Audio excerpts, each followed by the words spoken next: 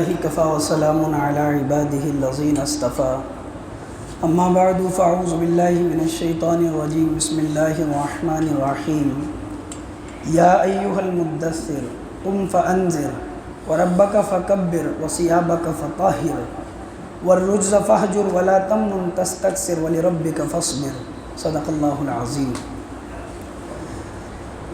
آج جو ہے 29واں پارہ آدھا پڑھا گیا ہے اور 30ویں پارے کی ایک سورت پڑھی گئی ہے۔ اللہ تبارک و تعالی نے ان آیتوں کے اندر جس بات کا تذکرہ کیا ہے وہ یہ ہے کہ اے نبی جی آپ جو ہے اپنی چادر کو اٹھائیں اور کھڑے ہوں اور لوگوں کو ڈرائیں، یعنی دعوت کا تذکرہ ہے۔ حضور اکرم صلی اللہ علیہ وسلم پر جو سب سے پہلی وحی نازل ہوئی تھی وہ اقرأ بسم ربک الذی خلق، یہ آیت نازل ہوئی۔ اس وحی کے نازل ہونے کے بعد تقریباً 2.5 سے 3 سال تک آپ پر کوئی وحی نازل نہیں ہوئی۔ اسے کہتے ہیں انقطاع وحی کا زمانہ، فطرت وحی کا زمانہ۔ ایک مرتبہ حضور صلی اللہ علیہ وسلم مکہ کے اندر بازار میں جا رہے تھے، تو اسی درمیان کے اندر آپ علیہ الصلاۃ والسلام نے اپنی نگاہوں کو آسمان کی طرف اٹھا کر دیکھا تو آپ دیکھتے ہیں کہ وہ فرشتہ جو غار کے اندر آیا تھا، وہ فرشتہ زمین اور آسمان کے درمیان میں کرسی معلق ہے اور اس پر وہ بیٹھا ہوا ہے۔ آپ علیہ الصلاۃ والسلام نے جب اس فرشتوں کو دیکھا تو جیسے پہلے وحی کے مرتبہ میں آپ علیہ الصلاۃ والسلام کا دل دھڑک رہا تھا اور آپ کے شانے پھڑک رہے تھے اور آپ کے ماتھے سے پسینہ ٹپک رہا تھا، وہی کیفیت آپ کی ہوئی۔ آپ علیہ الصلاۃ والسلام اپنے گھر کی طرف گئے اور آپ نے حضرت خدیجہ رضی اللہ تعالیٰ عنہا سے فرمایا زملونی زملونی، خدیجہ مجھے چادر اڑا دو، مجھے چادر اڑا دو۔ تو حضرت خدیجہ رضی اللہ تعالیٰ عنہا نے آپ کو، روایتوں میں آتا ہے کہ آپ نے جو زائد جو آدمی بدن پہ کپڑے پہنتا اس کے علاوہ چادر وغیرہ ہوئی، تو اس وقت کے اندر یہ 7 آیتیں نازل ہوئی۔ اسے کہتے ہیں دوسری وحی۔ پہلی وحی نازل ہوئی اقرأ بسم ربک الذی خلق، یہ 5 آیتیں نازل ہوئی، اور دوسری مرتبہ میں 2.5 سے 3 سال کے بعد یہ وحی نازل ہوئی۔ آپ دیکھیں کہ اللہ تبارک و تعالی نے پہلی وحی نازل کی ہے، اور ابھی ایسا نہیں ہے کہ پورا قرآن نازل ہو گیا ہو، ابھی ایسا نہیں ہے کہ نماز کا حکم نازل ہو گیا ہو، روزے کا، زکوٰۃ کا، حج کا حکم نازل ہو گیا ہو۔ یہ سارے احکامات نماز کو چھوڑ کر سارے احکامات تو مدینے میں ہوئے ہیں۔ ایک نماز کا حکم ایسا تھا کہ جہاں آپ نے معراج کا واقعہ پیش آیا وہ مکہ سے پیش آیا ہے، باقی روزہ، زکوٰۃ، حج، یہ سب تو مدینے کے اندر احکامات نازل ہوئے ہیں۔ لیکن قرآن یہ تعلیم دیتا ہے کہ جتنی بات انسان کے پاس پہنچ گئی اتنی بات کا وہ آگے پہنچانے کا مکلف ہے، اس کے ذمے ہے کہ جتنا کام اس کے پاس آ گیا، جتنی ذمہ داری اس کے پاس آ گئی تو وہ اتنا پہنچائے۔ ابھی آپ پر صرف 5 آیتیں نازل ہوئی تھی اقرأ بسم ربک الذی خلق والی، اور آپ پر دوسری وحی کیا نازل ہو رہی ہے یا ایھا المدثر، اے چادر کو اوڑھنے والے نبی، قم فانذر، آپ کھڑے ہوں اور لوگوں کو ڈرائیں، وربک فکبر، اور اللہ کی بڑائی کو بیان کریں، وثیابک فطہر، اور آپ اپنے کپڑوں کو پاک رکھیں، والرجز فاہجر، جس طرح آج تک آپ نے معبودان باطلہ کی عبادت نہیں کی، آگے بھی آپ کو یہ کام نہیں کرنا ہے، ولا تمنن تستکثر، کسی کو اس لیے نہیں دیں کہ واپسی میں زیادہ مل جائے، ولربک فاصبر، اے نبی جی آپ اپنے رب کے خاطر صبر کیجئے۔ یہ آیتیں نازل ہوئی۔ فرمایا یا ایھا المدثر، اے چادر کو اوڑھنے والے نبی چادر کو اٹھائیں۔ چادر سے مراد یہ ہے کہ آپ کے جو بدن پر کپڑے تھے اس سے زائد کپڑے جو آپ نے گھبراہٹ کی وجہ سے اوڑھ لیے تھے، کہا کہ اس کو اٹھائیں۔ قم فانذر، کھڑے ہوں۔ اس کھڑے ہونے میں 2 معنی مفسرین نے لکھے ہیں۔ ایک معنی تو یہ ہے کہ آپ گھر پر آ کر آپ نے چادر کو اوڑھ لیا تھا تو آپ کو حکم ہوا کھڑے ہوں۔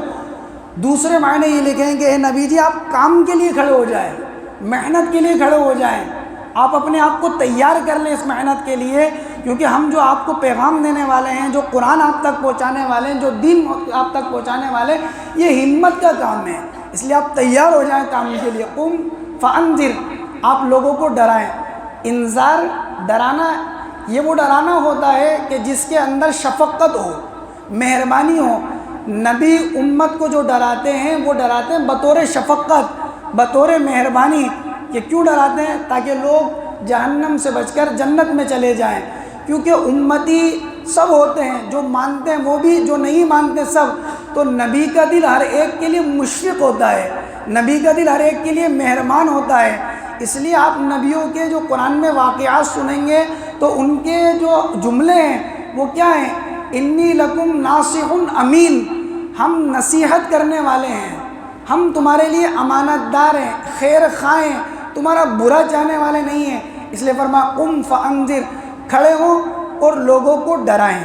بشارت کا یہاں تذکرہ نہیں کیا، اور جگہوں پر بشارت کا بھی تذکرہ ہے کہ آپ بشارت بھی دیں، ڈرائیں بھی۔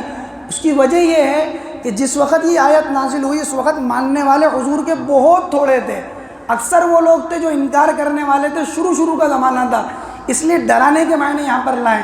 قم فانذر، آپ کھڑے ہوں اور لوگوں کو ڈرائیں۔ وربک فکبر، اپنے رب کی بڑائی کو بیان کریں۔ ربکا کا لفظ لائے ہیں، یہ ربکا جو لفظ ہے یہ اس کے اندر خود بڑائی ہے کہ جو آپ کا رب ہے، رب اس کو کہتے ہیں جو پالنے والا ہو۔ اسی لیے آپ دیکھیں سب سے پہلا لفظ الحمدللہ رب العالمین، تمام تعریفیں اس کے لیے جو رب ہے، سارے جہانوں کا پالنے والا ہے۔ قبر میں سب سے پہلا سوال من ربو، تیرا رب کون ہے، یعنی تیرا پالنے والا کون ہے۔ اور یہاں پر بھی یہی لفظ لائے ہیں وَرَبَّكَ فَكَبِّرْ، آپ کے رب کی، یعنی جو پالنے والا ہے، ساری مخلوقات کو رزق پہنچانے والا ہے، اس رب کی بڑائی کو بیان کریں۔ وَثِيَابَكَ فَطَهِّرْ، اے نبی جی آپ اپنے کپڑوں کو پاک رکھیں۔ یہاں پاک رکھنے سے مراد دو معنی ہیں۔ ایک معنی یہ ہے کہ کپڑوں کو اور جسم کو ظاہری نجاست سے پاک رکھیں، دوسرے معنی یہ ہے کہ نفس کو، آپ اپنے قلب کو باطل عقائد اور باطل خیالات سے پاک رکھیں۔ یہ دو معنی مفسرین نے لکھے ہیں۔ وَثِيَابَكَ فَطَهِّرْ، اسی آیت کے ضمن کے اندر یہ بات بھی مفسرین نے لکھی ہے کہ اپنے کپڑوں کو، اپنے ازار، تہبند یا لنگی یا پاجامہ، ان چیزوں کو اپنے ٹخنوں سے نیچے لٹکانا، یہ بھی اسی کے اندر داخل ہے، یہ بھی جائز نہیں ہے۔ وَثِيَابَكَ فَطَهِّرْ، اپنے کپڑوں کو پاک رکھیں، کہ لٹکیں گے تو گندگی کے لگنے کا اندیشہ ہے۔ فرمایا وَثِيَابَكَ فَطَهِّرْ، آپ اپنے کپڑوں کو پاک رکھیں۔ اسی میں مفسرین نے لکھا ہے کہ آدمی کپڑے جو پہنتا ہے ہر چیز کے لیے، لیکن خاص طور پر کپڑوں کا یہاں پر حکم ہے تو حلال پیسوں کے کپڑے پہنے، اس مال کے اندر حرام کی آمیزش نہیں ہو، اس لیے فرمایا وَثِيَابَكَ فَطَهِرْ، اپنے کپڑوں کو پاک رکھیں، یعنی حرام مال سے پاک رکھیں، حلال پیسوں کے کپڑے پہنے، تاکہ اس لیے روایت میں آتا ہے آدمی کے بدن پر اگر لباس حرام کا ہوتا ہے، حرام کمائی کا، تو اس کی نماز بھی قبول نہیں ہوتی۔ فرمایا کہ 10 درہم ہیں، 9 درہم اس میں حلال کے ہیں، 1 درہم بھی حرام کا ہے، پھر بھی اس کی نماز قبول نہیں ہوتی۔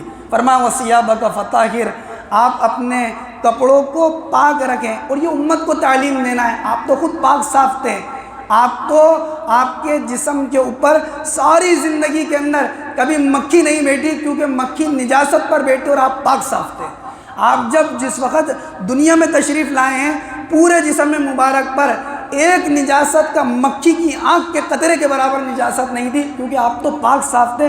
امت کو تعلیم دینا مقصود ہے۔ وَثِيَابَكَ فَطَهِرْ، آپ اپنے کپڑوں کو پاک رکھیں۔ وَالرُّجْزَ فَاهْجُرْ، اے نبی جی آپ معصوم ہیں، آپ نے کبھی ایسا نہیں کیا، نہ آپ کے دل میں خیال آیا، نہ کبھی خیال آ سکتا ہے کہ معبودان باطلہ کے بارے میں کوئی خیال دل میں ہے، لیکن فرمایا جس طرح آج تک آپ کے دل میں یہ خیال نہیں آیا، نہ آپ نے یہ کام کیا، آگے بھی آپ کو ایسے ہی کرنا ہے کہ معبودان باطلہ کی عبادت نہیں کرنی، کی نہیں، لیکن بتا رہے ہیں کہ ایسا نہیں کرنا۔ وَالرُّزَّ فَاهْجُرْ وَلَا تَمْنُنْ تَسْتَكْثِرْ، اے نبی جی کسی کو اس لیے نہیں دینا ہے کہ اس کو دے کر زیادہ اس سے لینا، یعنی اس نیت سے کسی کے اوپر احسان کرنا کہ آج میں اس کو 10 روپے دے رہا ہوں، کل کو یہ مجھے 20 دے دے، آج میں اس کو 1000 دے رہا ہوں، کل کے مجھے 2000 دے کر چلا جائے۔ فرمایا وَلَا تَمْنُنْ تَسْتَكْثِرْ، اس نیت سے مت دو کہ کسی کو تاکہ وہ زیادہ لوٹائے۔ یہ آپ علیہ السلام نے کبھی کیا نہیں، امت کو تعلیم دے رہے ہیں، میرے لیے، آپ کے لیے، سب کے لیے یہ پیغام ہے۔ اور فرمایا وَلِرَبِّكَ فَاصْبِرْ، اے نبی جی جب آپ کام کو لے کر کھڑے ہوں گے، محنت کو لے کر کھڑے ہوں گے، دعوت کی ذمہ داریوں کو لے کر کھڑے ہوں گے، قرآن کی تعلیم کو لے کر کھڑے ہوں گے۔ اے نبی جی ابھی آپ کی شروعات ہے، یہ شروع کی آیتیں ہیں، ابھی آپ کو 13 سال مکہ کی زندگی یہاں پر گزارنی ہے، کیونکہ اللہ کے علم میں تھا آپ پر حالات آئیں گے، تو فرمایا اے نبی جی وَلِرَبِّكَ فَاصْبِرْ، آپ اپنے رب کے لیے صبر سے کام لینا۔ ابھی نماز کا حکم بعد میں، روزے کا حکم بعد میں، کہ ابھی کیا تلقین ہے کہ ابھی تو حالات آئیں گے، اور ان حالات میں کیا کرنا ہے؟ وَلِرَبِّكَ فَاصْبِرْ، اے نبی جی آپ کو صبر سے کام لینا ہے۔ اللہ تعالیٰ عمل کی توفیق نصیب فرمائے۔